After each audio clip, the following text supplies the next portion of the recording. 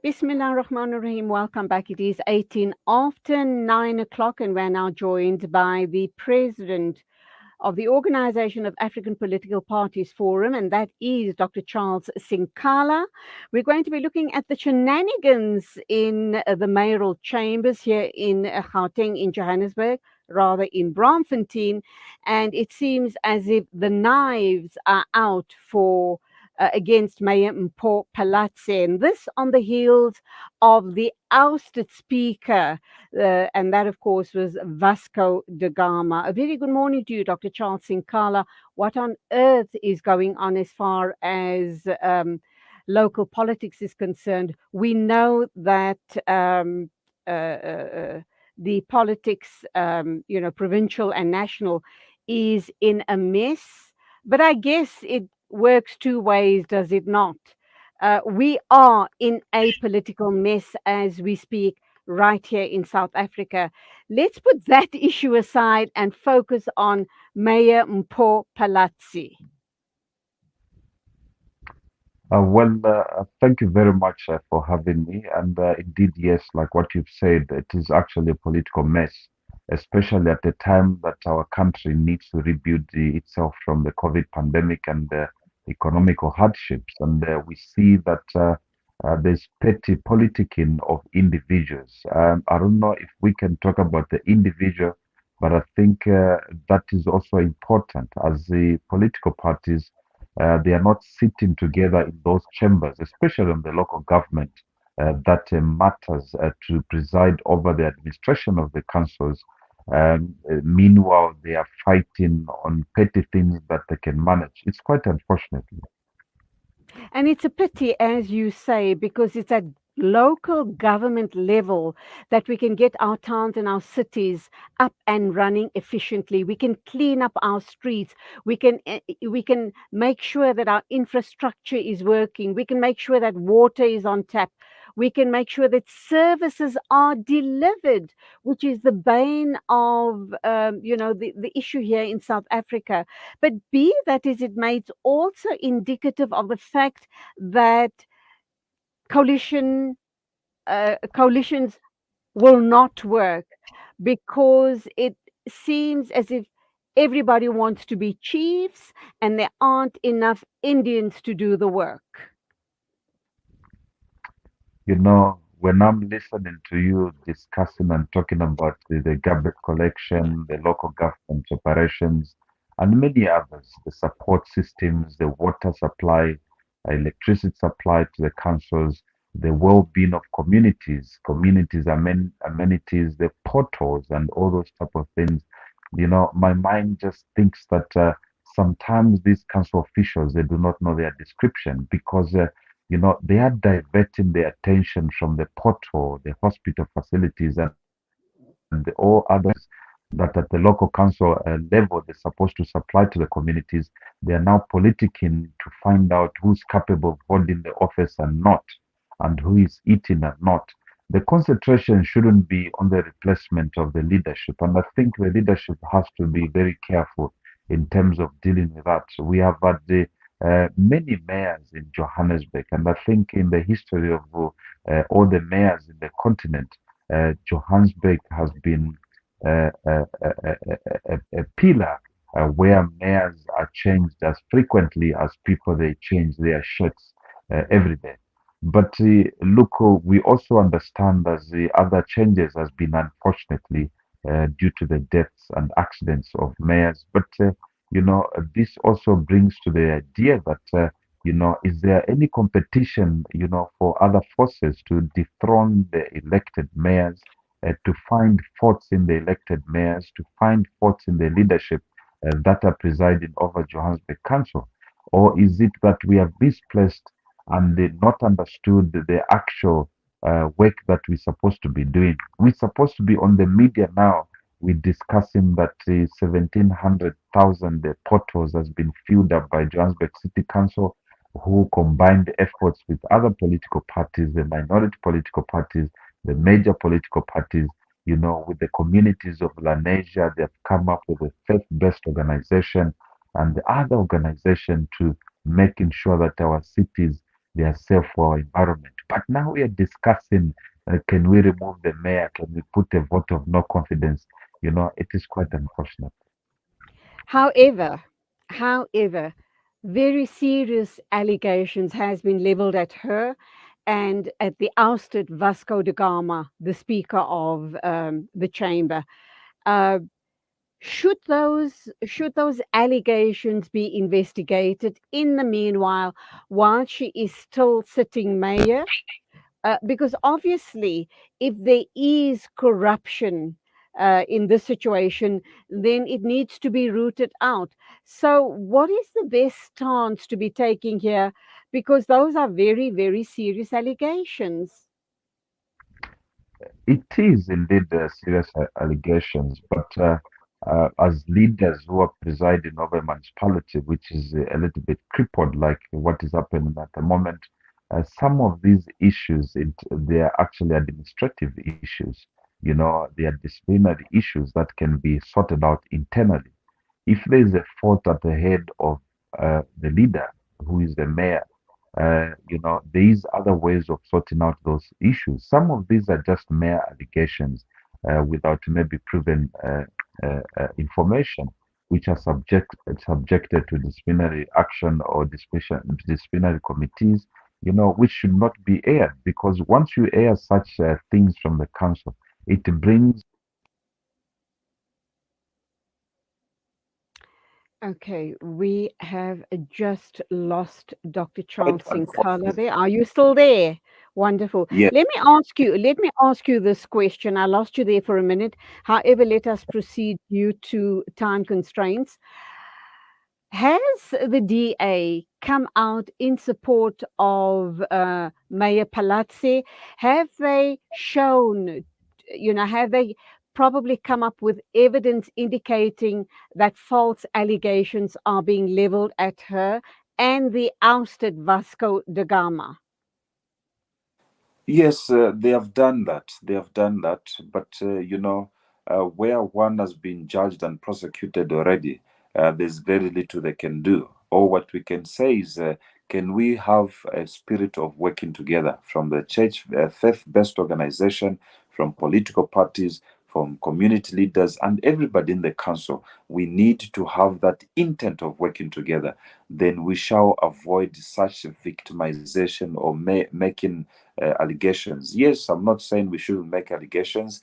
Those allegations which they found that there's prima facie evidence which suggests that malpractice or malfunction of a public official should be channeled in the way that is not affecting the function of that individual, not affecting the credibility of that individual, and in this case, the mayor.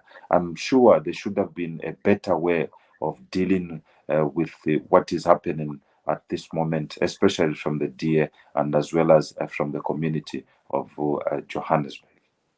Okay, I must admit that I haven't come across the evidence suggesting that perhaps she is in the clear and this is just a witch hunt against her and obviously Vasco da Gama. And you can then elaborate on that because I haven't come across that evidence. And then also, why the finger pointing? Isn't this a situation of the pot calling the kettle black? Yes, yes, or the potato complaining in the pot. Uh, you know, uh, Absolutely. it is quite interesting how the politicians are actually conducting themselves. And I think in the 21st century, we could have done better than this. We are poor. We are making our people poor because of the leadership that we are not working together. Irregardless of our differences of political affiliation, of religion affiliation, or any other beliefs, we need to portray a leadership position, to making sure that we put the interests of the country, the municipality, those people who are going to Balagwanet Hospital not having a fair due to be treated, those people who are going to Rahima Musa Hospital, they Absolutely. need just a chance to be treated. Those are the issues that we have to discuss, and have all these think tanks and discuss how well can we serve our people, how well can we serve ourselves. Now, allegation, yes, we are fighting corruption, but how can we fight corruption? And again, while we are working and we put in the confidence in our leadership, especially the mayor who was just recently delivered to a function, there must be a culture of working together. In the absence of having a culture of working together, everybody whom we're going to see, we appoint them today, tomorrow they'll be a bad person. So if we can give them confidence and assurance that we give them support, and I'm sure some of the problems are mere just small problems that can be dealt with. The bigger challenges, like I've mentioned, they are out there, which we should, as people, discuss about. You and I can sit here and rationalize on these situations, but it's those people that we voted into leadership positions that are not hearing you and I and others, hundreds of thousands of others, or millions other voices out there that think alike. They're not hearing us and they're not delivering. I'm kind of wondering about a possible third force to unsettle the status quo and to show that coalitions won't work going forward. Um, is it the ANC because they're not in the mayoral position? Or is it EFF once again trying to stir up the emotions of the masses because they're always out there creating havoc? And it seems as if Julius Malema and his followers um, are sensationalists. So anytime, anywhere, there's a story where to create attention and sensationalism, it seems as if Julius Malema and party are in the forefront. Your thoughts? Well, unfortunately, in the politics arena, there's always that battle. Like I've mentioned, we do not discuss in terms of dealing with the issues that are affecting our communities. Political parties and other people who are undesirable, they discuss about them being in position of influence, so that they are the only people Allah or God or Jehovah has bestowed to have the opportunity to preside over the municipality. If they see there's a DA there, the other ones, the EFF, the ANC, will complain. If there's the ANC there, the others will complain as well. So unfortunately, that's how it is. But a culture can be developed for people to work together. Yes, we can have the DA, we can have the EFF, we can have the ANC to sit down and find a solution to the city and how well they can serve the people as they compete, to get into positions. They can also contribute to whoever who is in that position as a mayor. Not mayor is necessarily them being in charge of the municipality. I think that's a culture that we miss. For the leadership, those who are in position, and I think they need some social cohesion, to start interacting and seeing other political parties, especially those who are on the opposition, as brothers and sisters, and how well can we serve our municipalities. I know I'm asking too much for them. Imagine Julius Malema and his EFF command team, trying to change that perspective. But sounds impossible, but it is not impossible. It is only difficult that one day we shall sit together and look at ourselves in our eyes and say, let's serve the people. Let's put medicines in the hospitals. Let's build more schools to educate our communities. Let's treat those who be sick, and as well as let's develop our infrastructure. But yes, indeed, you and I, we can sit here for a very long time. As we talked about the cooking and the food and the pot. I think you and I, we have the same perspective of the cooking, which I love so much. We can speak the order, but thank you so much for the opportunity to discuss this issue. I'm not letting you go just yet. There are few burning questions that still need to be answered.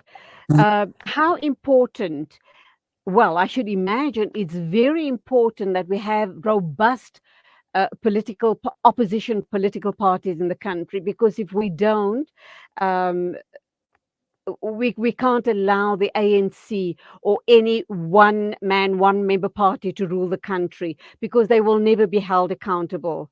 Despite the fact that we've got political parties in South Africa, we still have issues of wholesale corruption as far as the ANC government is concerned.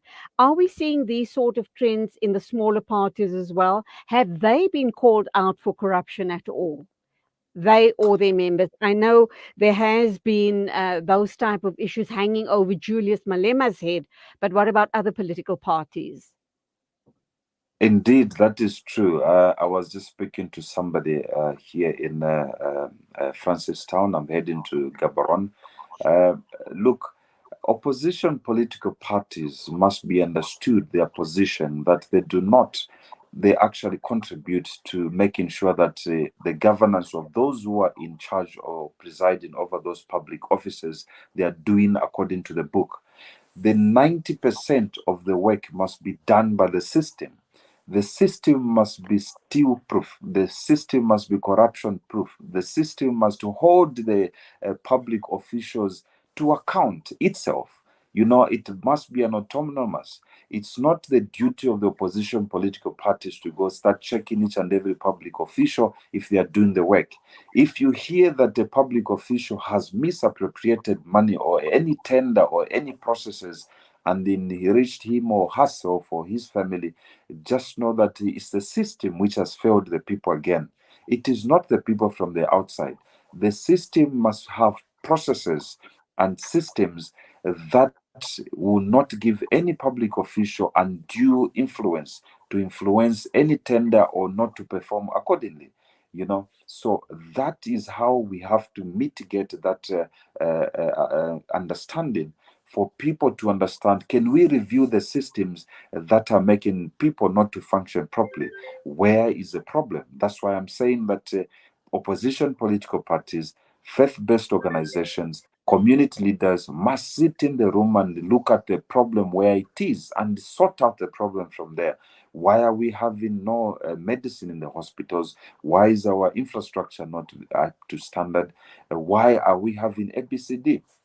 The reason is the system is not generating money, there's no allocation, there's no checks and balances according to the system itself, not the people. Where human beings are involved, it is very, very possible that when a potato is left alone, which has been marinated in the much needed curry, you know, and seasoned properly, even me, I will help myself there. I'll help Absolutely. myself and pretend that I've cleaned myself. But if there is that system which has been put, there's a key and lock which has been put on that curry. Nobody else is going to go there. Only authorized people have the key to access that curry and that steaming potato which has been put on that display. So, in the absence of having that lock and an enclosure in the system to protect us, there is in Christianity we do the prayer that do not lead us into temptations, and I'm sure in Islam as well there is that prayer that we do, that do not lead us into temptations but deliver us from every temptations and evil things. So human beings naturally, if they're exposed to temptations, they will sleep. So can the system Sadly, be built in a way that we have systems that do not lead people into temptations, that the system itself, which is not a person, it keeps the accountability of public officials, then we shall have a pace moving forward. sadly, it's called ego and human greed, and only if and when we can overcome those two evils, hopefully we would have, safer, cleaner communities and a country as a whole. That is where we'll have to leave it. And sad state of affairs, is it not? We'll talk with you again sometime in the future. Thank you indeed for your time. Dr. Charles Sinkala, President, Organization of African Political Parties Forum. You go well, God bless. And it Thank you is very much, and exactly, thank you for the invitation. Thank no, you're welcome. 9:37 a.m. news and views right here on Salam Media. Next online, standing by to talk to us is Abdul Alim Hamza, Head of Fund Development at Islamic Relief in South Africa. Please stay with us.